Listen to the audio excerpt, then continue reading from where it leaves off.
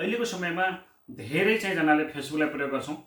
धेरैजनाको Facebook monetise पनि भइसकेको छ र कतिपय साथीहरूको चाहिँ मोनिटाइज हुन बाँकी छ। अहिले नेपालमा पनि फेसबुकले चाहिँ मोनिटाइजेसनको लागि इलिजिबल कन्ट्री भनेर चाहिँ नाम लिस्टमा राखेको छ र धेरै साथीहरूले नेपालबाटै फेसबुक प्रयोग गरेर पैसा कमाइराख्नु भएको छ।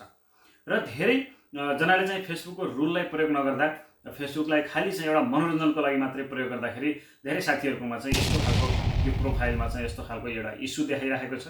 यो इस्युले गर्दाखेरि धेरै साथीहरू चिन्तित हुनुहुन्छ। नेपालमा बसेर पनि पैसा कमाउन सकिन्छ भन्ने धेरै साथीहरू चाहिँ हुनुहुन्थ्यो र धेरै साथीहरूकोमा चाहिँ यस्तो खालको इस्यु छ। यो इस्युले गर्दाखेरि धेरैजनाले पेज अथवा प्रोफाइल मोनिटाइज हुँदैन, अब हामीले चाहिँ नेपालमा बसेर पैसा कमाउन सक्दैनौँ भन्ने एकदमै चिन्तित हुनुहुन्छ। र यो इस्यु के हो र यस्तो खालको इस्युले चाहिँ तपाईँहरूलाई मोनिटाइजेसनमा अथवा चाहिँ तपाईँको इन्कममा कस्तो खालको समस्या गर्छ, यदि समस्या गर्छ कि गर्दैन भन्ने कुरा यदि तपाईँहरू चाहिँ जान्न चाहनुहुन्छ, तपाईकोमा पनि यस्तो खालको इस्यु छ भने साथीहरू यो भिडियोलाई सुरुदेखि अन्तिमसम्म हेर्नु होला। किनकि मैले आफ्नो प्रोफाइलमा पनि यस्तो खालको इस्यु छ।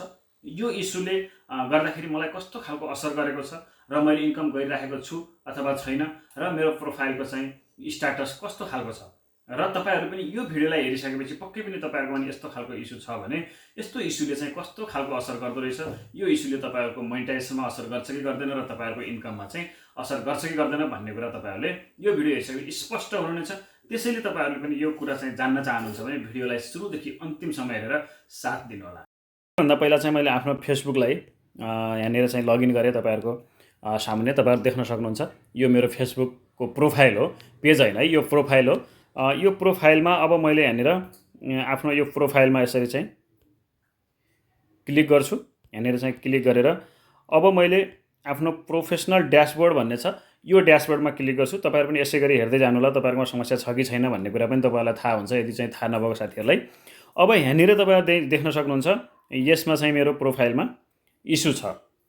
यो इस्युमा चाहिँ के भनेको छ भने profile has some issue, we restricted your profile safety measure because your activity may not follow our rules.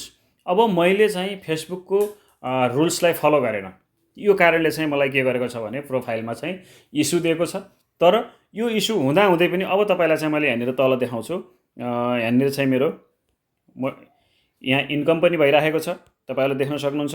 अब यहाँनिर चाहिँ मलाई यसरी मोनिटाइजेसनको यी सबै टुल्सहरु यहाँ दिइसकेको छ। मैले यो पेजलाई चाहिँ यो प्रोफाइललाई मोनिटाइज गरेर इन्कम पनि गरिरहेको छु। इस्यु हुँदा हुँदै पनि मैले चाहिँ इन्कम गरिरहेको छु। यस्तो इस्यु आयो भने तपाईहरु चाहिँ नडराउनु होला, किनकि यस्तो खालको इस्युले तपाईहरुको प्रोफाइल अथवा पेज मोनिटाइजेसनमा कुनै पनि समस्या गर्दैन। अब यहाँनिर मैले तपाईहरुलाई चाहिँ देखाउन चाहन्छु टुल्समा गएर। ल हेर्नुस्, तपाईलाई चाहिँ मैले यहाँनिर देखाइरहेको छु मैले इन्कम आज पनि इन्कम गरिरहेको छु र यो महिनामा यति इन्कम गरेको छु हैन। मेरोमा चाहिँ इन्कम भइरहेको छ, तर प्रोफाइलमा चाहिँ इस्यु छ। अब त्यो प्रोफाइलको इस्यु के रहेछ त भनेर म तपाईहरुलाई चाहिँ यहाँनिर देखाउँछु। अब यो चेक गर्नलाई हामी चाहिँ कहाँ जानुपर्छ त भनेपछि अब तपाईहरुले चाहिँ हेर्न सक्नुहुन्छ सबैभन्दा लास्टमा चाहिँ यहाँनिर सपोर्ट भन्ने एउटा चाहिँ अप्सन हुन्छ। यो अप्सनमा म गएँ, यसमा क्लिक गरिसकेपछि मेरो चाहिँ यस्तो खालको एउटा पेज खुल्छ। अब मेरो मेन प्रोफाइल भनेको यहाँनिर छ, हेर्नु सम इस्यु भनेको छ। अब हामीले जान्नुपर्ने कुरा हामीले इन्कम गर्छौँ कि गर्दैनौँ र हाम्रो चाहिँ पेज मोनिटाइज हुन्छ कि हुँदैन भनेर चाहिँ हेर्नुपर्ने एकदम इम्पोर्टेन्ट चिज भनेको यहाँनिर छ है। तपाईहरुले ध्यान दिएर हेर्नु होला। अब यहाँनिर चाहिँ मैले क्लिक गर्छु, सम इस्यु भनेको छ प्रोफाइल रिभ्यूमा। अब यो खुलिसकेपछि अब तपाईहरुले चाहिँ यहाँनिर चाहिँ ध्यान दिनु पर्यो। तपाईहरुको यो चाहिँ रिकमेन्डेसन एक्टिभ छ, तपाईहरुको मोनिटाइजेसन एक्टिभ छ र यो मार्क प्यालेस एक्टिभ छ। यिनी कुराहरू एक्टिभ छ भने तपाईहरुको प्रोफाइल अथवा पेजमा कुनै पनि इस्यु आयो भने तपाईले चाहिँ इन्कम गर्न सक्नुहुन्छ र तपाईहरुलाई चाहिँ समस्या हुँदैन। त्यो इस्यु चाहिँ तपाईहरुले मेटा टिमसँग कुराकानी गरेर यसलाई चाहिँ रिभ्यूमा राखेर केही समयमा चाहिँ हटाउन पनि सक्नुहुन्छ।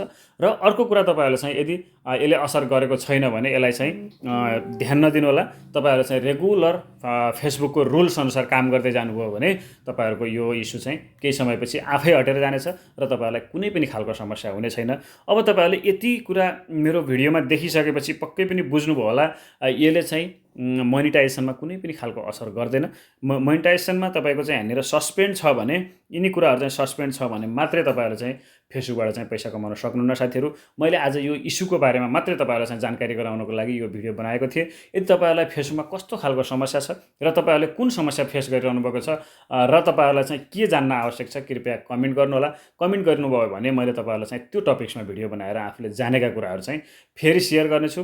र सबैजनाले चाहिँ फेसबुकबाट पैसा कमाउनुपर्छ साथीहरू, किनभने नेपालमा पनि अहिले मोनेटाइजेसन दिइसकेको छ। हामीले फेसबुकलाई चाहिँ त्यसै पनि स्क्रोल गरी तलमाथि गरिराखेका हुन्छौँ र फेसबुकबाट कसरी पैसा कमाइ हुन्छ र फेसबुकबाट चाहिँ पैसा कमाउनको लागि के गर्नुपर्छ भनेर यदि तपाईँहरू जान्न चाहनुहुन्छ भने मेरो च्यानललाई चाहिँ सब्सक्राइब गर्नुहोला र तपाईँहरूले चाहिँ नोटिफिकेसनलाई अन गरेर राख्नुहोला, किनकि मैले बनाएका भिडियोहरू तपाईँहरूलाई सबैभन्दा पहिले तपाईँहरूलाई नोटिफिकेसन आउनेछ भन्दै म आजको भिडियोबाट बिदा हुन्छु। नमस्कार।